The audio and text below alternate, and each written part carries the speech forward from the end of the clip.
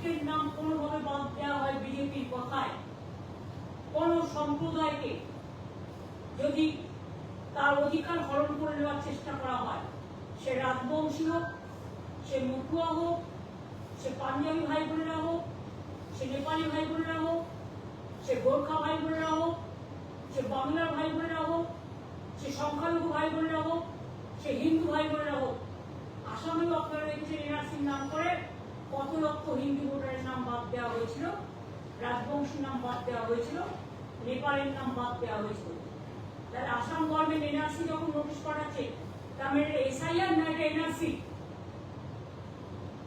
এবং আমি শুনেছি স্বরাষ্ট্রমন্ত্রী নিজে কোন একটা পার্টির মিটিংয়ে কিছু ইনস্ট্রাকশন দিয়ে গেছেন এবং সেখানে বলেছে যে অনেক নাম আমরা বাদ দেবো। ওনারা বাদ দেবার কে?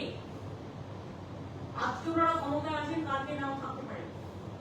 গণতন্ত্রে এটাই পরিবর্তন, এটাই গণতন্ত্রের বড় স্তম্ভ। মানুষকে বাদ দিয়ে এসব চলে না।